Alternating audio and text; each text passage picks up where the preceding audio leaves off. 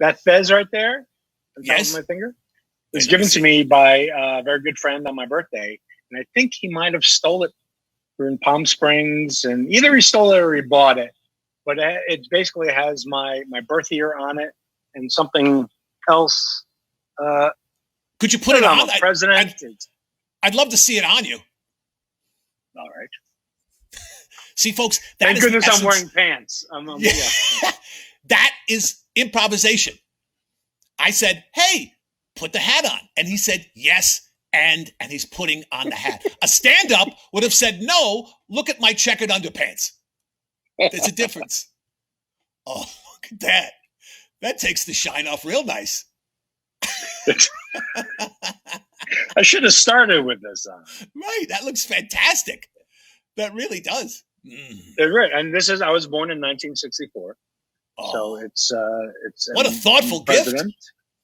Really is a thoughtful gift from a really nice man. Thoughtful. Whether he stole it or created a disturbance and smuggled it out in his coat, whatever. I think it's a thoughtful gift for you. What is that? It's a very thoughtful gift. What is the it's box? Tassel back there? Heavy though. What? Right. That I see the box on the shelf back there. That's an odd looking box. Oh, that one. That's my grandmother. What? That's my grandmother right there. This is Providencia Sanchez. Oh, geez, don't fall. Oh, please don't. So I got my grandmother here. My father thought it would be a good idea to put her in an urn and keep her. And then over here, and this is my dad.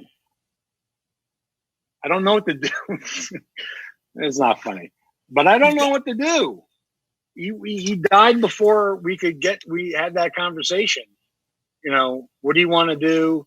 I figured that he wanted to be cremated because he cremated his mother. So I guess that's something he wanted. But I didn't know what he wanted to do. I don't even want to pick this out of the box because, you know, there's him all over. Wow. I'm laughing instead of crying.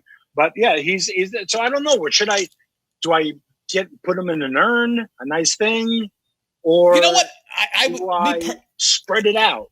I would say, me personally, what I want when I go is I'd like to be cremated and then spread someplace that I loved. I would like my family to sneak into Wrigley Field and dump me in the left field bleachers, not in the bleachers, in the actual park, because then, you know, you become part of the vines, you can grow. I don't want to be in a box and just, you know, get yucky, you know, set it free and let the cycle of life continue.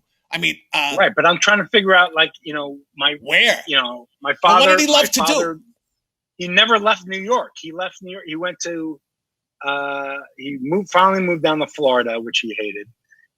He was in California for a little bit. He would come to visit me, but as a young adult, he came out to California, and he always spoke of that trip as something wonderful. But he always mentions Barney's Beanery.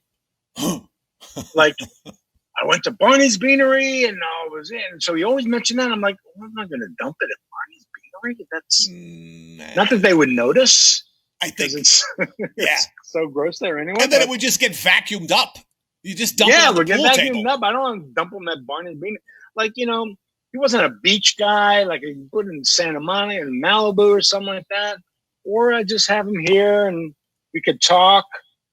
And would you consider mixing him with your grandmother so that they could be maybe together and then spread them both in a similar location?